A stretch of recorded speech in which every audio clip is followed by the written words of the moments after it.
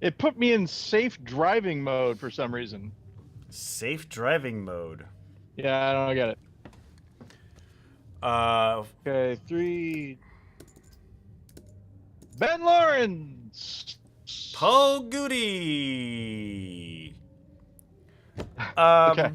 Um, First off, I want to apologize for the noise pollution coming from my end. There's a street fair outside with live music. Ben is apologizing for the noise pollution coming from his end. Yes.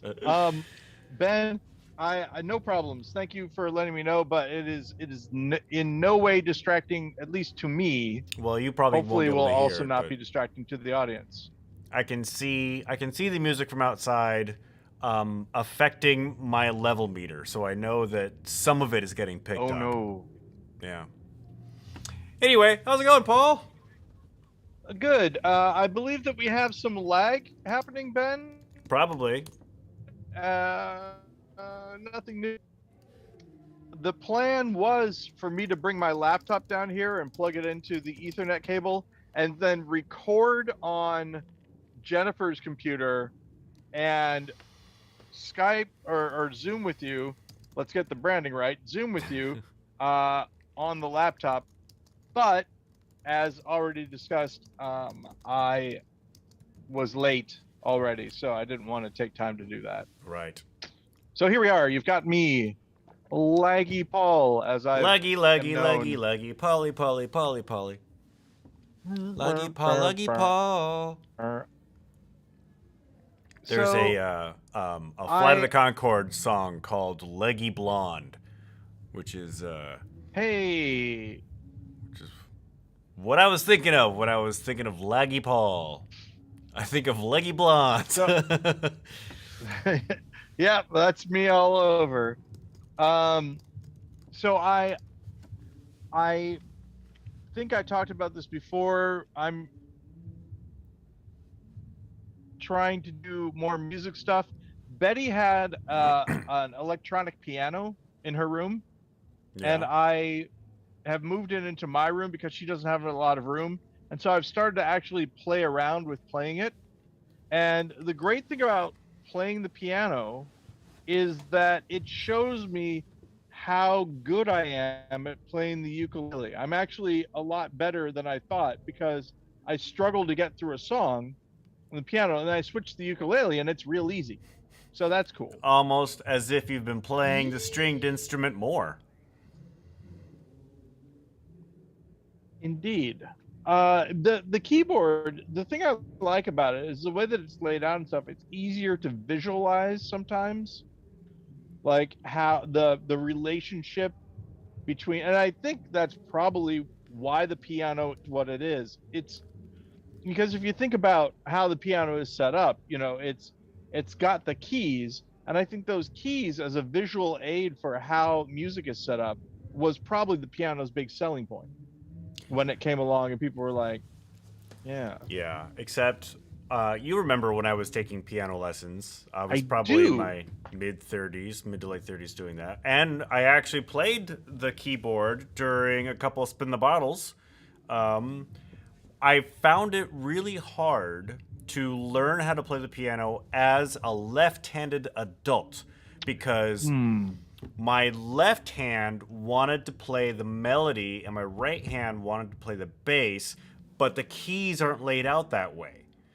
It's the Interesting. so yeah, the lower key, where the key, you know how piano's Yeah, laid out. I don't have to tell you what I it's like. do. It was really But just hard for in me to case make that adjustment. the people who are listening are around in a time when there aren't pianos.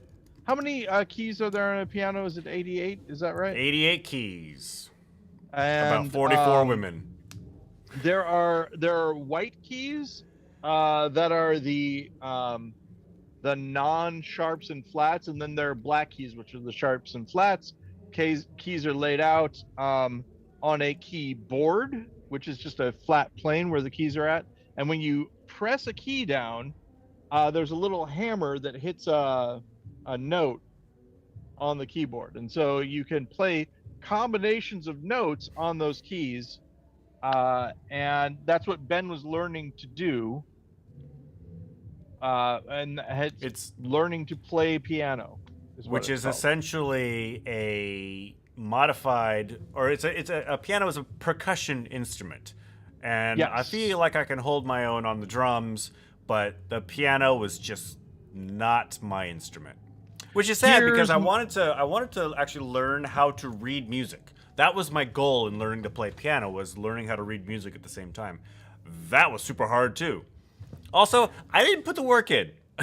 I should have put the yeah, work in. that really is part of it.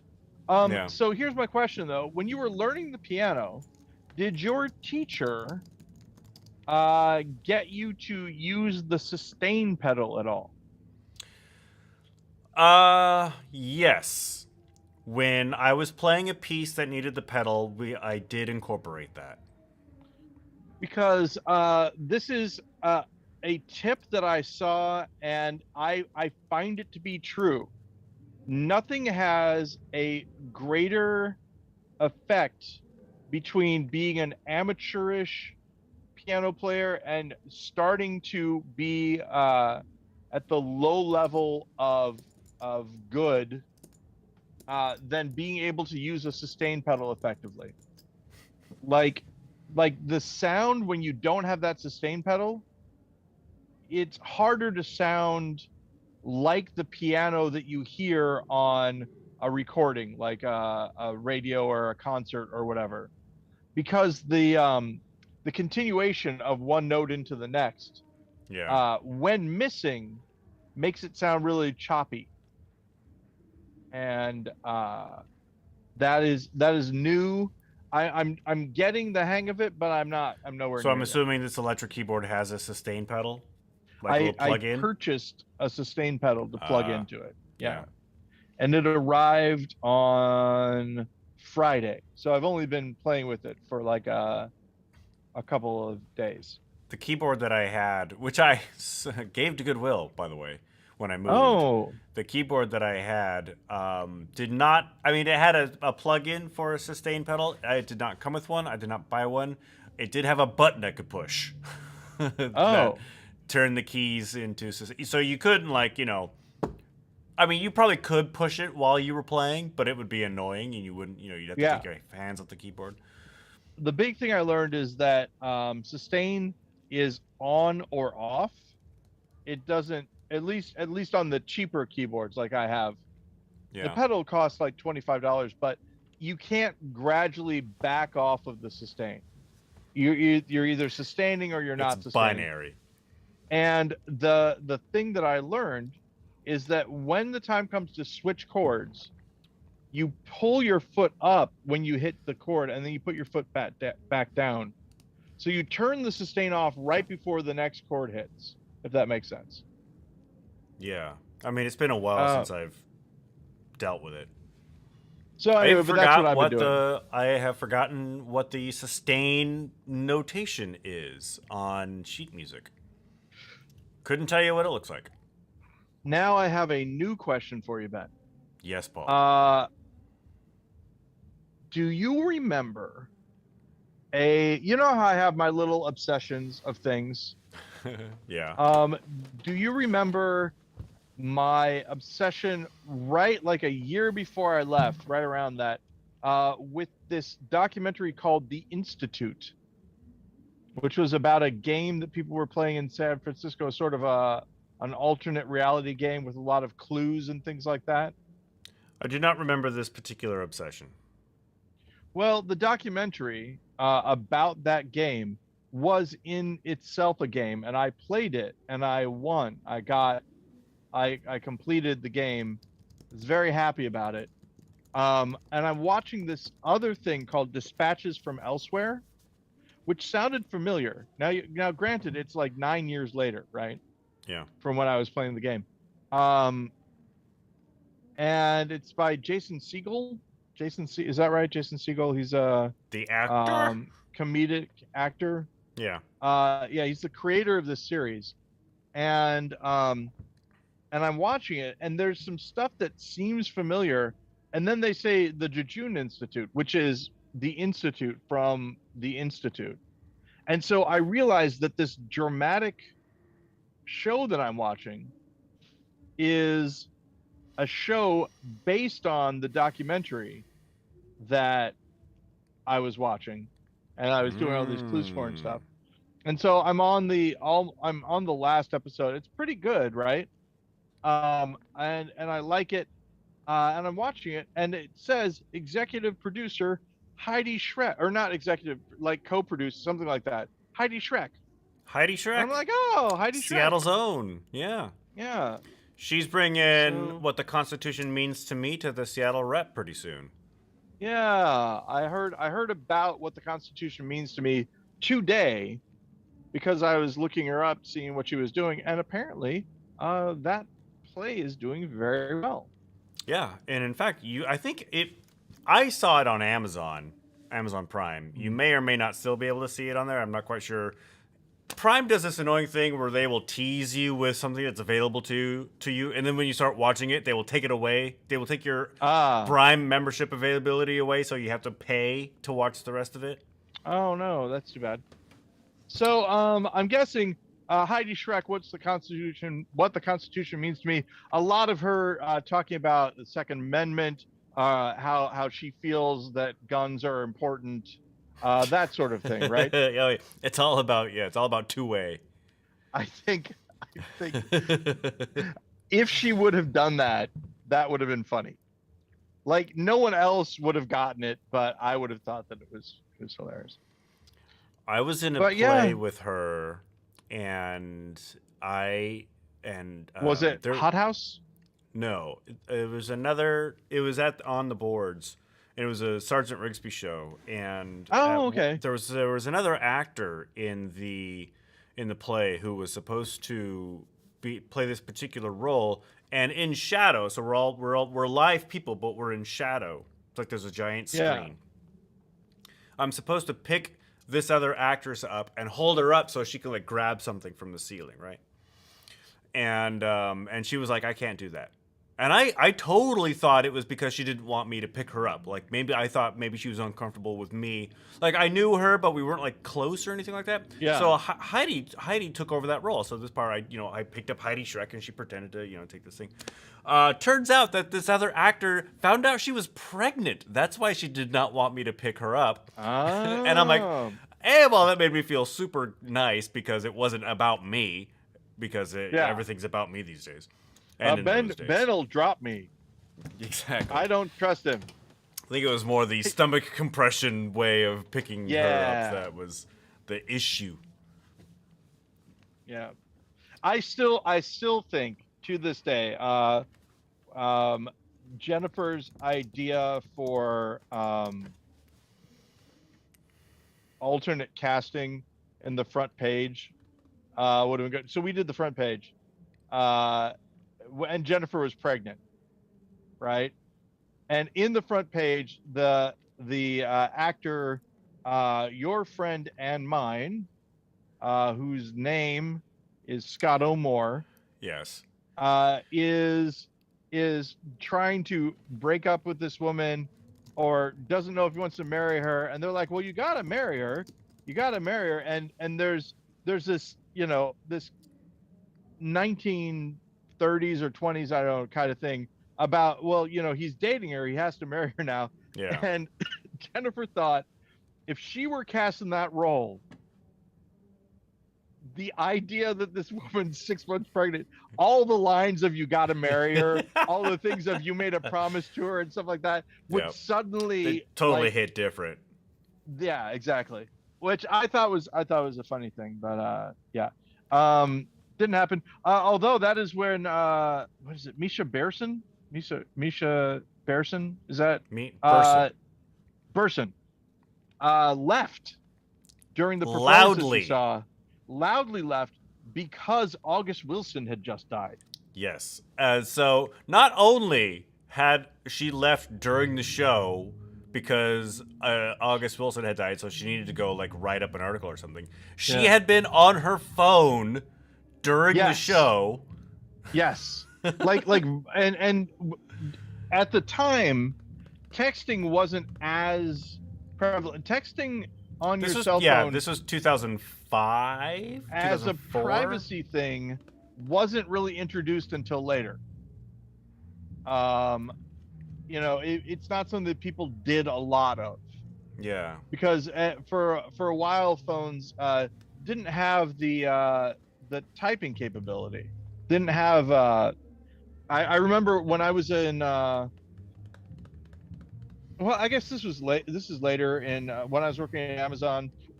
There was a person who worked in the food place who had a cell phone that had a full alphabet keyboard. And it's like, how do you make calls on it? She's like, I don't. I just text. And I'm like, how is that even possible? But now that I think about it, a phone that only texts would be kind of nice for some folks. I think they would prefer it. This Oh, guy. really? You? I don't like You? talking on the phone. I had to. Ah, Yesterday, I had to. I got a call, a spam, what I thought was a spam call because it was an unrecognizable number, and it turns out a friend of mine, and I knew this was going to happen, had used me as a reference for a job, and they had asked, and I said yes, that's fine, go ahead and do that.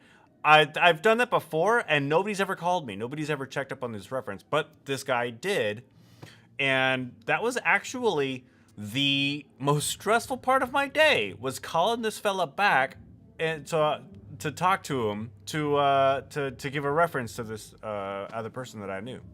have you ever had someone use you as a reference when they didn't ask you beforehand? No, everybody I know has always asked beforehand. I got a call because someone had used me for a reference, and I told them. I'll tell you exactly what I told them. I worked in the same office as this person. I saw them. I might have said a few words for them. I have never worked with them in a professional capacity. We never did anything work related Yeah. together. So I cannot tell you. I can tell you that this person worked at this company. Right. That's all They I can tell you. exist. In fact, Yeah. that's what I thought this reference was going to be, because when the guy called me back, or when the guy called me, he was a recruiter. I thought, it's just A of all, I thought he was just going to confirm that my friend actually did stuff that he said he did with Annex and with me specifically doing a video production. Yeah. So for that situation, it was really weird. I don't think I've given too much identifying information. That person was eventually accused of a crime. Of a crime? Yeah. I'm not going to get into what crime it was or anything, but yeah, it was one of those things where if I had in fact given him a reference, which I did not do, Right. I would have felt bad, because I would have put him in that situation where that crime was committed.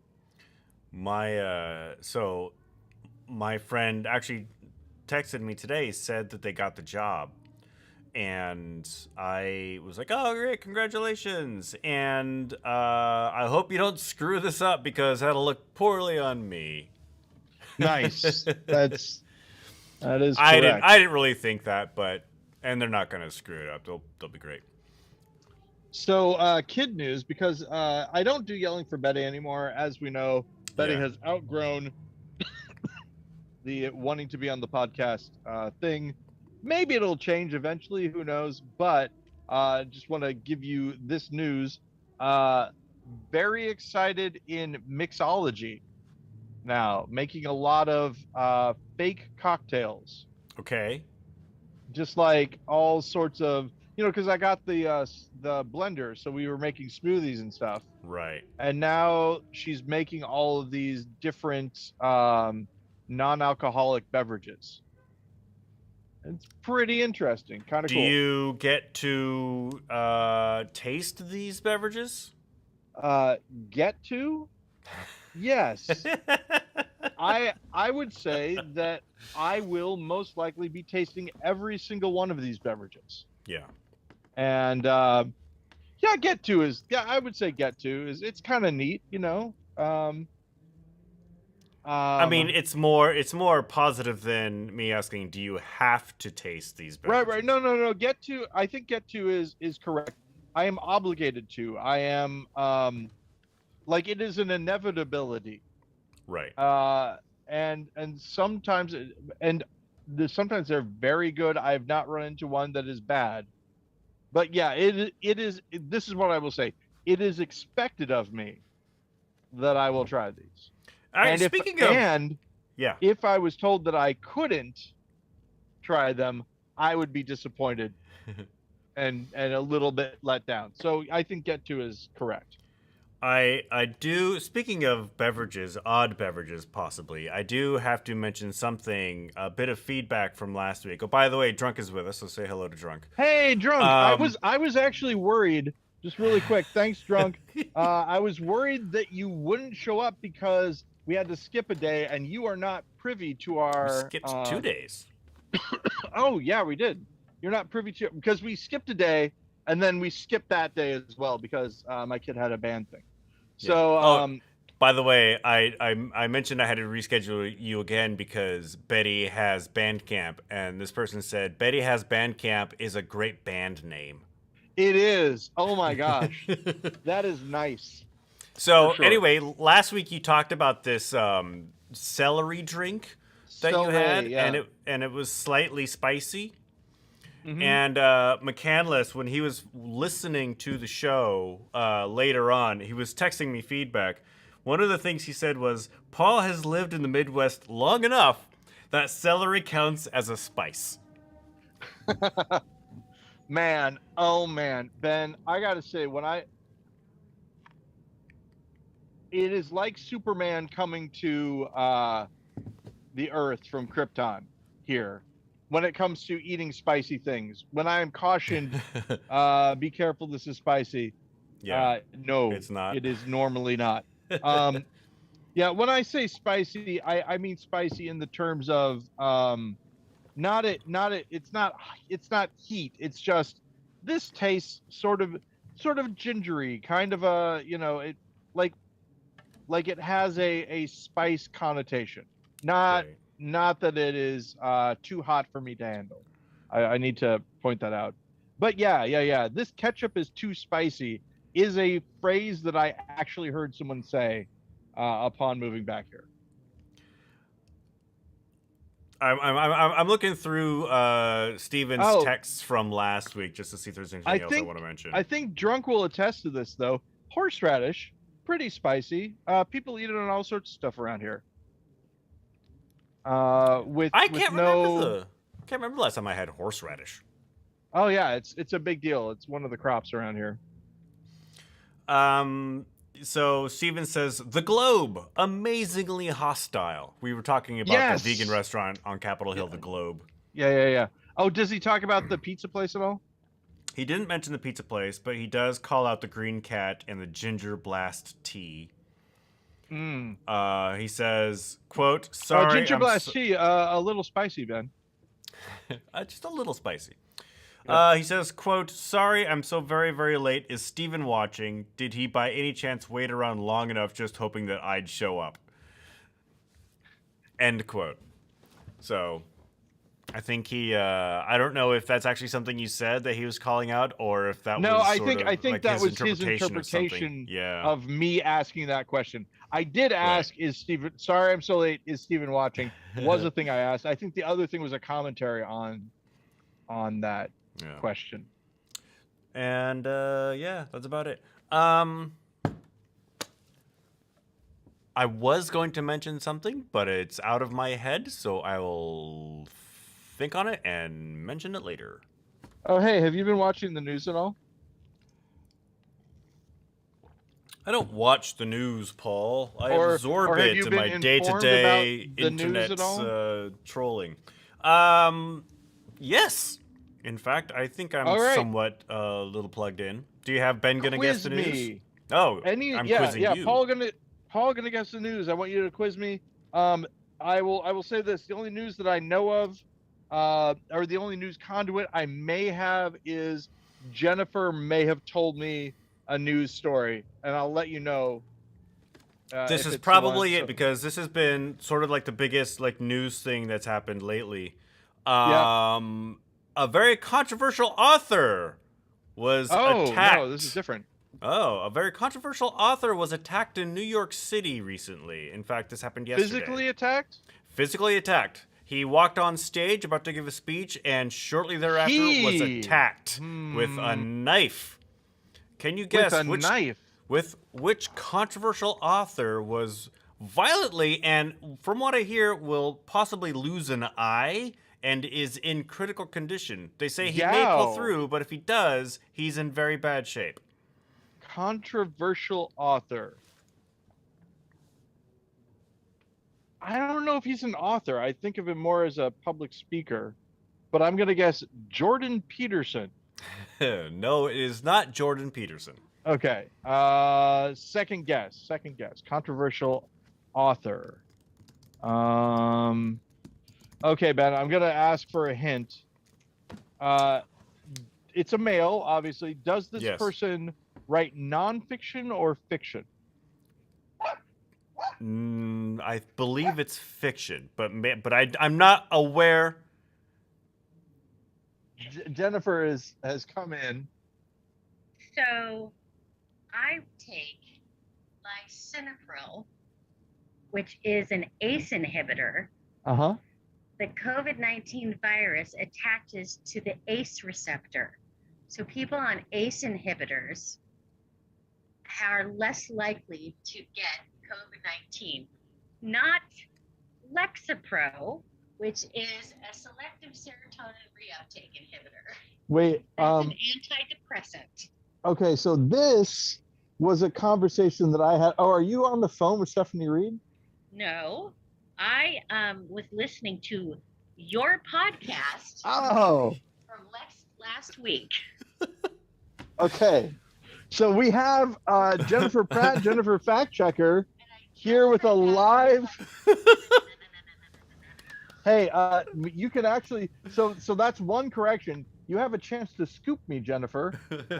What author was attacked in New York City and may lose an eye? Salman Rushdie. It also severed the nerves in his arm and severed his liver. Okay. So he's in real bad shape. Yeah. So he's in bad wow. shape. This is the thing. If you had asked me this question in like early 2000, I would have gotten it right. I had forgotten about him, and now I remembered him. Yeah. Because he is famously one of the few authors I know of that had death threats. Yes. The Ayatollah Khomeini had it out for Salman Rushdie. Yep. So because of his novel, The Satanic Verses. Also, reset the clock. Jennifer Fact Checker, listen to the podcast. She has not been recently. So, wow, incredible. This is Ben. Which number is this? This is 337, episode 337. So episode 337. Return to form for the podcast. Amazing. Well, for 1 week at least. Yeah. Hey, exactly. Edward. But I wonder why she was listening. Uh-oh. What if I said anything else that, because we've gotten used to her not listening. Yeah. I don't think I've said anything like that she would find completely wrong. Well, don't rack your brain about it too much because she'll let you know. Yeah. But I used to be, much more cautious about the untruths that I would say. So you said that you are plugged into one specific news story. So why don't you quiz me on what that story is and see if I can guess what it is? All right. Now, granted, this is secondhand from Jennifer Pratt, Jennifer Fact Checker. So I'll give you this. The FBI recently confirmed something that had been rumored or suspected this week. What was it? Was it that the former president had classified nuclear documents at his private residence in Florida? Okay. I'm gonna say yes, but I will make the caveat that they, and when I say they, I mean the documents were not mentioned as nuclear to me. They were just classified. Ah, okay. So do you know for a fact? Did you hear that they were nuclear? Nuclear. There is some nuclear aspect to the documents that Trump had, and oh my God, I said his Wow. name, and that it's possible that he may be prosecuted under the Espionage Act. You know, I will just say this. Even when you're not the president, you're just somebody who works for the government. Yeah. You have copious amounts of training that you have to do that is not easily forgettable. It is boring about uh, making sure that classified information is treated with the care that it deserves. So the idea that it's an oopsie or whatever is pretty slim. The one thing that I said to Jennifer when she told me about this was that, if I'm not mistaken, the president has some of their own personal correspondence that becomes classified depending on when they receive it at the time that they're in office. And so I could see how perhaps maybe that, giving the full benefit of the doubt, maybe that's what it was, that it was stuff that uh, he believed was his and therefore able to be taken. But even that, there should be training on it, long shot. But if there is some nuclear aspect to it, that is I mean, different. but that's the point. It doesn't matter what he thought. Yeah. Oh no. Yeah, that's what I mean. It is completely different. It would be a problem even if it was a mistake. Yeah. But this is one of those things where, yeah, you can't really accidentally have something like that. And one of those things about, if you have and I just want to say, equal temperament and all that. If I were talking about a different president or presidential candidate who had some sort of controversy in their background, I might make a similar statement. For optics, you got to be real careful. If you have been accused of colluding with a foreign power that is a direct competitor to the United States when it comes to those types of weapons, having those things in your possession is not optically good for you, is what It's I'm not a saying. good look. No. Yeah. So So hey, they that's Ben and Paul get yeah. guess the news. Hey, we did it. I think wait, did we both get it right? I think we Well, you had to ask Jennifer my question. Oh yeah, no, I got mine wrong. That's right. I was double wrong because she came to correct me about something and then also scooped me. So yeah, you win I win. on this one. Yeah. Excitement. So yeah. Uh my dad has been bringing me cantaloupe. This is George. George Uh Goody, former Lutheran yes. minister. Yes. Actually, I think technically retired, but still actually doing stuff. Okay. I don't, as you know, Retired Lutheran minister then. retired, but every time he thinks he's out, they keep pulling him back in. That sort of thing. Uh, Famously brought on one time after a guy died in church The minister? on, yeah, like, and so he Like during got pulled service? in. Yeah, so he got pulled in after that for a while. Carlos until they had a Santana. new person. I heard a story that Carlos Santana recently collapsed during a performance, but I've not heard that he died. So I think he may have just been like a heat stroke or something. But yeah, Well, I would say, didn't Mark Sandman do that first?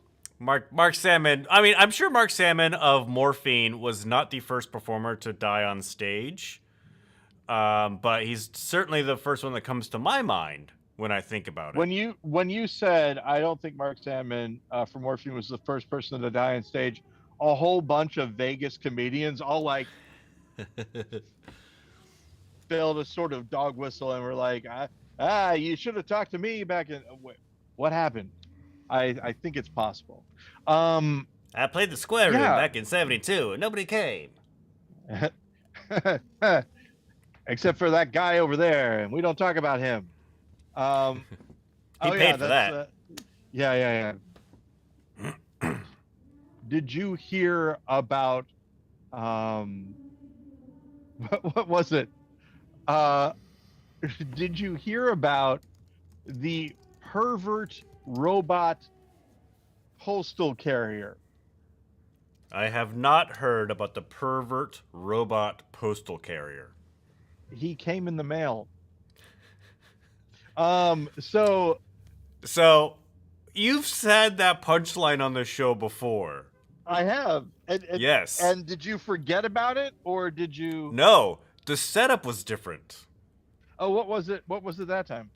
The first setup was, have you heard about the pervert you could order through Amazon? Oh, okay. He comes in the mail. All right, yeah.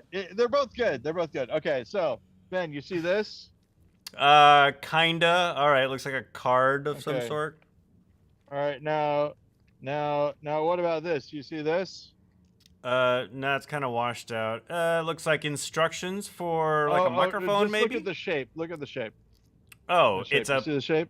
The shape, yeah. You've cut the corner off of a piece of paper. Yeah, it's the rectangle of a rectangle. I came up with that the other day. I told it to Jennifer, and she got mad at me, like she punched me. Ben. But I love it. I think that I made that. I didn't make it up. I'm sure someone else has said it, but I feel like I came up with that myself. So she punched you after you said a joke. I think that is what dying on stage is like. Oh man, I felt vindicated though that she had such a strong reaction. Here's another question. It's sports related. This is from Drunk in the Chat. Oh, okay. I think I know this one, but I'm not quite sure. I'm not great with sports information, right. So give me a shot and we'll see. The question is, whose number did the NBA retire league-wide this week? Oh gosh. And I think I know who it is. And there's a caveat. I did read about this. I don't remember the details, but the caveat is, if you are a current player with this number, and I believe the number is 6, you are allowed to keep it until your playing days are done. But then after that, nobody else is allowed to have this number. Well, that's a good hint, but I still don't know. Who is it, Ben? Or who do you think it is? So then we'll get confirmation. There's a player who passed away recently, and I'm gonna have to look it up because I knew it was Bill Russell. So Bill Russell was an NBA player. He had like the most championships of anybody in the league, and he was also a huge like civil rights activist. And so he passed away this last week, and the NBA went through and retired his number. It was number 6. It was Bill Russell. So there will no one else will be number 6. Next After year, LeBron James is number 6. Like LeBron James is a current basketball player, and he wears number 6. So when he's done playing, nobody else will, and anybody else who wears number 6. If I were LeBron James, I might ask for a new number, so you can retire that one. Right. I would say, look, I'm LeBron James. I would like you to retire a different number. I'll take number 97, whatever. Doesn't matter. I don't actually know how NBA player numbers work. I mean, I know there's some sort of system for NFL numbers. I think baseball is just like whatever's available. So, but was 23 retired? In what sport? Basketball. In basketball, I have no idea. Drunk, do you know? I think that was Michael Jordan's number, and I'm wondering if they like, when do they retire numbers? Under what circumstances? That's why I was asking if Michael Jordan's was. There's a documentary on, I think it's on Netflix, called Save the Last Dance, about Michael Jordan. I hear that it's a pretty good documentary, even if you're not into basketball. I haven't seen it yet.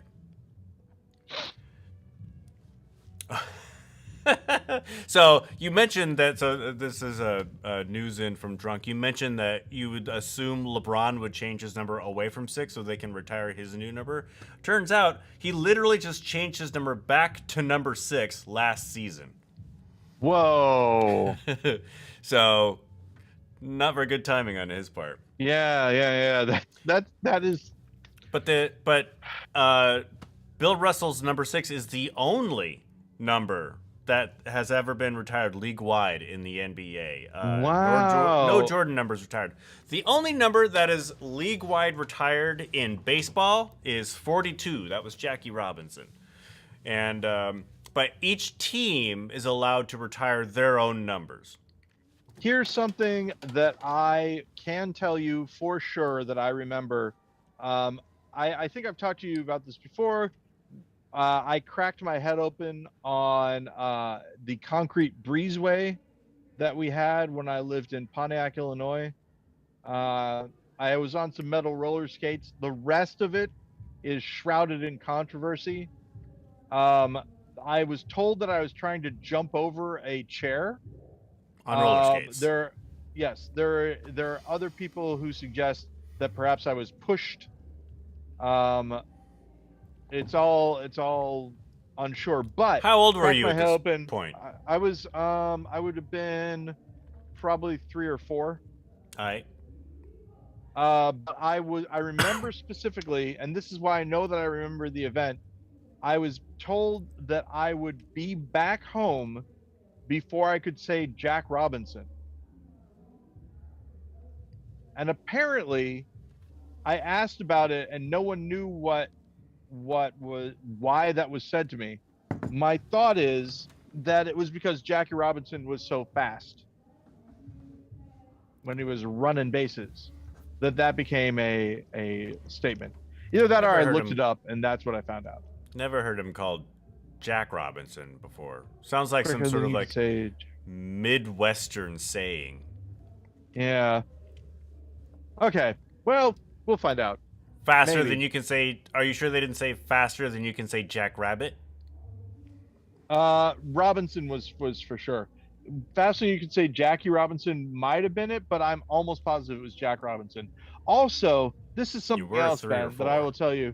I know now that as a kid, I was unable to parse when my grandparents had been drinking.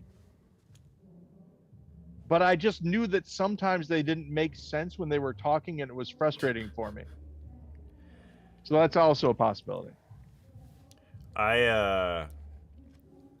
Speaking of drinking, I enjoy the occasional alcoholic beverage. That's no secret. I've heard this about you, Ben. I saw a video today that is very, very disturbing. It's a dude who had like severe alcohol withdrawal, and like he can't, like in the mornings, like he's like shaking and has to have like a couple shots of vodka. And I'm watching this in the morning. You know, I had like 3 or 4 beers last night when I was watching TV, and I'm watching this with my coffee in the morning.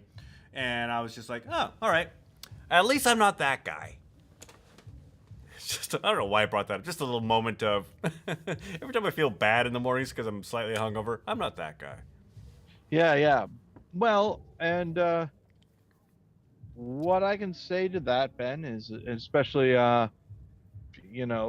depending on when people are listening to this or whatever, it is a very personal thing.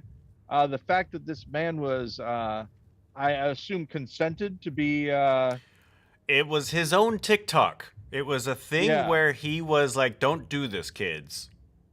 yeah, that is an interesting situation. We, like I said, we did the mixology thing today, bought some things. We had to go to the liquor store to pick some of them up, and Jennifer did not want to stay there too long. So it was me ushering my teen around the liquor store to pick up mixers for things. Uh, but I was like, it's for potions, Right. and I think they understood. Also, I have to say, I quit caffeine and all that.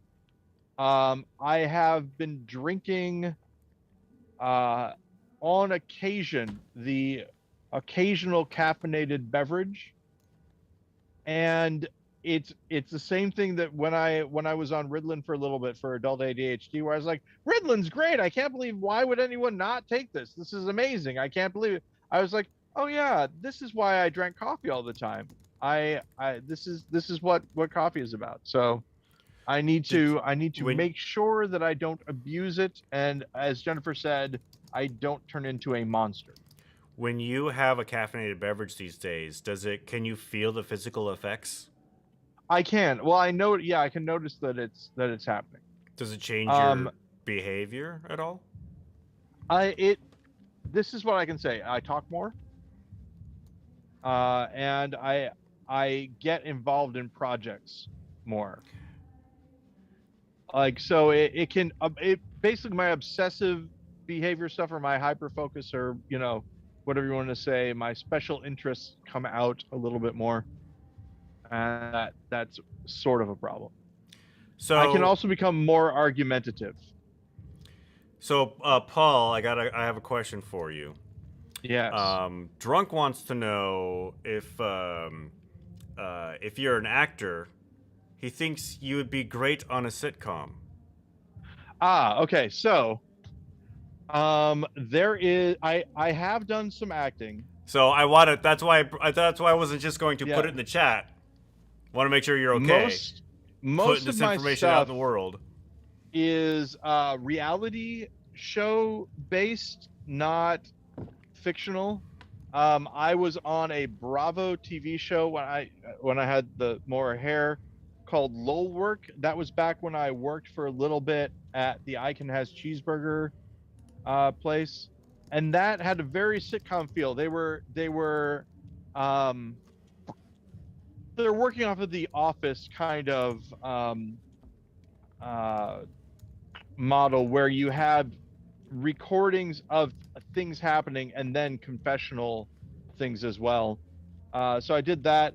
I am a talking head in a documentary called A Glitch in the Matrix, which is all about people like myself who suspect that the world may be a simulation. Although, if you were to watch it, I don't necessarily think it's a computer simulation.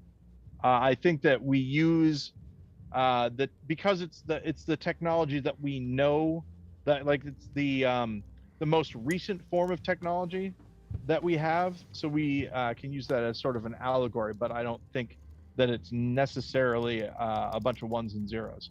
Just that the universe is holographic in nature, especially with the limitations of our perception and memory. Um, it's a fiction overlaid onto another form. I recommend A Glitch in the Matrix. I enjoyed watching it, and not just because my good friend is in it. It's a very interesting Who's that? concept. Oh, me. Hey. Yeah. Your audio just suddenly changed, Paul. What's going on? I can barely hear you now. I didn't mean to. What about now? Can you still no? Oh, now, I yeah. didn't. It sounded like you were talking through an old-timey telephone there for a bit. Telephone, talking on the telephone. Um, Mr. Show, also really good. You weren't on Mr. Show. I was not. No, I'm just talking about Mr. Show being good. Because I did that thing where they're singing about the new technologies. Oh, yeah. So yeah, I give this as a warning. And Drunk, I don't know if you're the kind of person who needs warnings. I like to give them anyway. The glitch in the matrix thing, because it is about people who sometimes have a break from reality. There is some stuff on mental illness in there, and also violence and tragedy and stuff. So I just mentioned it because the when opening night happened, of course it was virtual. I was at the Sundance Film Festival. I just happened to be on a Oculus for it, which is really weird. But the producer, one of the producer's wives, watched it for the first time, and they hit a certain part in the thing, and she had to go upstairs, and then he had to go upstairs and talk to her. Of course, we're all on Zoom chats during this part, so I just see him leave and go upstairs. But yeah, because that part was too. It does. This is what because I don't want to ruin the director's vision or anything like that. It is a sneaky punch that gets you. It's just that I know of some people who do not like to be surprised in that way, so I try to temper it. Basically. There are some triggers in that documentary that some people might find, well, triggering. Yeah. So yeah, it's but I liked it. I mean, it was a good experience. I had one person, only one, but one person who knows me fairly well, call me up and ask me why I did it. Did I talk to you about this? Did we have this conversation?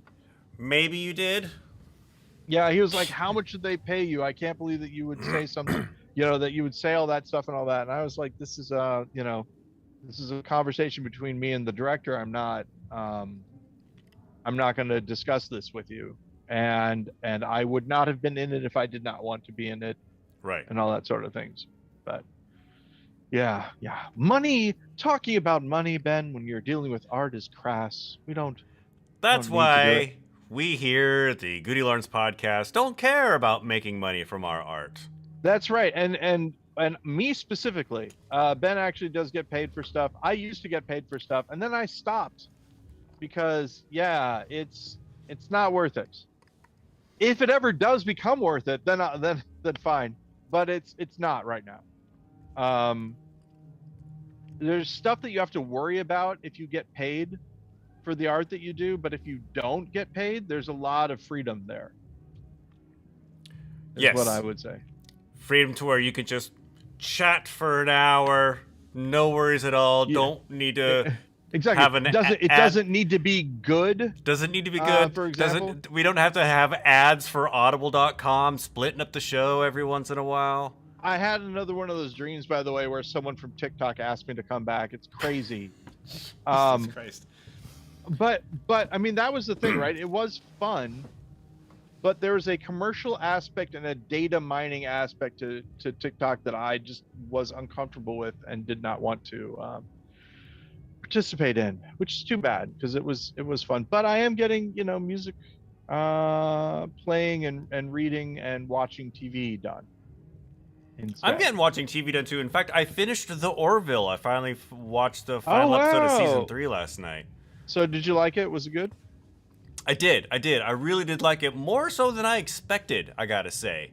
But season 3 was getting a lot of hype on my my Facebook feed. A lot of people were really saying they did a really good job with it, and it was worthwhile. And so a lot of people who I think hate on stuff just to sound smart, and so I checked it out, and yeah, it was a really good TV show. Have you seen Nope yet? I have not seen Nope yet. You have to see it so I can talk to you about it. But I will but, see but it I eventually. think we already talked about it. it may, because of your concerns, we may have to wait until it's out of theaters. There was a conversation that was happening on Facebook that made me want to go and watch it a little bit more, and it was a white person said they didn't like it as much as everybody else did, and a person of color said this movie is not made for you. And then a whole discussion happened, and I'm like, I'm staying out of this. But wow, I that's an honestly interesting can take. Say that I don't mean this in I'm going to say this, and what I'm saying is not meant to be taken any way than it is being said. I didn't, or I don't know. First of all, I don't agree with the person who said it. Well, if they said they didn't like it as much, that's their business, and that's an opinion, not something I can say. I don't know what the thing that a white person watching this wouldn't like or wouldn't get. I don't know what that piece of it is. I don't know what that piece of it is either. It's quite possible. I didn't read the text because I wouldn't know. I didn't read this whole conversation because I didn't want any spoilers for what was happening in the movie. But also, Paul, have you seen Prey, the Predator movie that's on Hulu? I was just about to say I haven't seen Prey yet. I really want to, but I just haven't. I just put this in the chat. I'm actually planning on watching that tonight. I was gonna pick up some popcorn on my way home. This is one of those that I want to watch with Jennifer. And I think that she'll watch it with me. We just need to find the time. Westworld, I've been watching that, obviously. Better Call Saul. Oh man, Ben. One more episode. One more episode left. Yeah. Have you seen all the way? Spoilers for Better Call Saul. Spoilers for season 6 of Better Call Saul. That thing that Kim did is something that I think is great. It is as brave as anything anyone in that universe can do, basically. Yes. Owning up to, the great thing about Better Call Saul is it's one of the few TV shows where actions have consequences for the characters. Yeah. And Kim has finally, she's accepting the consequences. Yeah. And the other thing that is nice as a sort of a symmetry with Breaking Bad, right? The whole thing, we talked about this before, like people who don't get that Walter White is not someone to idolize in Breaking Bad. The people who are like, why is Skyler always, because you're not supposed to empathize with Walter White as much as you are doing, that sort of thing. The same sort of way on this one, I'm watching Jimmy do all this stuff and I'm like, why is he not getting out of there? Why isn't he doing that? And it's because he is fundamentally a broken person. You are not supposed to like him any more than you were supposed to like Walter White. And he has seduced you like he seduces other people. And it's, the whole point of the show was to show his development from, Slippin' Jimmy to Saul to eventually, Gene Takovic. And you come to understand that even though his character progresses in a certain way, he doesn't really learn anything in the later parts of his life. He still goes back to the Slippin' Jimmy ways. Exactly. Smarter maybe, but in the end not. Yeah. Right? I'm going to be so sad when this TV show is over. I mean, it has been something that I look forward to. Like very few TV shows I look forward to watching. Yeah. So, for sure. I'll just have to find something else. Vince Gilligan has a development deal for another show, but he says that it's not going to be within the Breaking Bad universe anymore. Wow, you interesting. Can't ride Red 21 forever, so no more Breaking Bad. Although, I can see why you would do that, especially. I mean, everybody's getting older. There's only so much Yeah. that you can. So Westworld, the latest season of Westworld, is it worth it? Is it good? Oh, you haven't seen it yet? I have not seen it. The last season, here's- the last season was a slog, man. I had a hard time just getting through it. Here's what I will say. If you thought the last season was a slog, this one will probably be more of the same for Okay. you. A little there's because it's real heavy on the philosophy side of things. All right. And I'm thinking, yeah, okay. So this is coming again from someone who is on record as saying, I'm not sure that this reality that we're in is reality, right? You can only add so many layers to an onion before it becomes sort of a mess, sort of incomprehensible, and you have to kind of just deal with it as a messy whole. And that's what Westworld is. I like it. I think it's good. It makes me think things and stuff. But again, I've got a very particular bent. And if you don't share that, maybe this reality also is not real. Yay. We're now on our 5th iteration of who's really in the real place. At the end, it becomes academic more than visceral. Yeah. And again, makes it kind of a slog. I'll check it out. I mean, again, it's one of I generally tend to watch TV shows where other people have recommended that they're good. I kind of don't explore new shows on my own. I want to wait until it's been recommended to me, except for a TV show that I finished last night. This Apple TV Plus show called For All Mankind, which is like a what if. You told me about that. Yeah. Season 3 ended or for me at least, ended last night, and I gotta say, looking forward to season 4. Oh, The Sandman. I'll recommend that to you. I watched it. I liked it. And we talked about this last week, and I was like, I haven't read the comics, so can I watch the TV show? I think you can. I really think. I mean, some of the only criticisms I see about it are that they compress too much. Right. Well, I mean, but you won't know that they compress too much because the story that is told is a coherent story. Yeah. Right? It's just that if you read all this other stuff, you would have been like, what happened to all this other stuff? But because you don't know about all the other stuff, it's like if I were to see Dark Tower. Yeah. I probably wouldn't have a problem with it. Let's put 8 books into one movie. Yeah, but that one movie maybe would be okay for me to watch. And one final thing before we go, we're at our hour limit. Yes. Drunk asks if we've seen Midnight Mass. We have. Oh yes, we love Midnight Mass. Midnight Mass is so good. As you say, amazing. Yeah, really enjoyed the show. I thought Midnight. Okay, and so as stated in the opening thing, I have been around churches and stuff a lot. I myself am not a big church fan, but I know what realistic church is, and I think that's one of the things that Midnight Mass does really good is that in my opinion, it gets church right.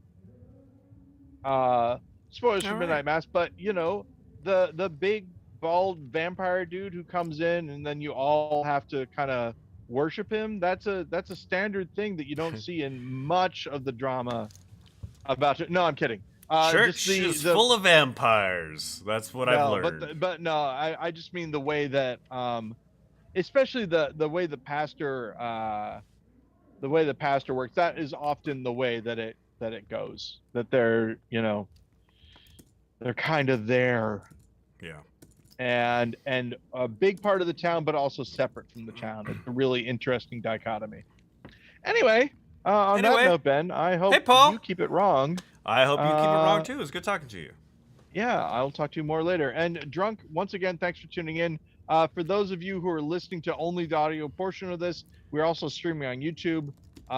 And there is a viewer named Drunk who is able to use a chat function to write to Ben and ask questions. And so that's why we're referring to Drunk in real time. Are you even gonna? though you can't hear them. I'm going to assume that there is going to be a future where YouTube doesn't exist. Exactly. That's right. And YouTube is a website that broadcasts visual and audio information to people, both recorded and live. You can do both. So hopefully there's something in here that you can grasp onto and then extrapolate out from that what we're talking about. All right. It's time to go. All right. Bye, Paul.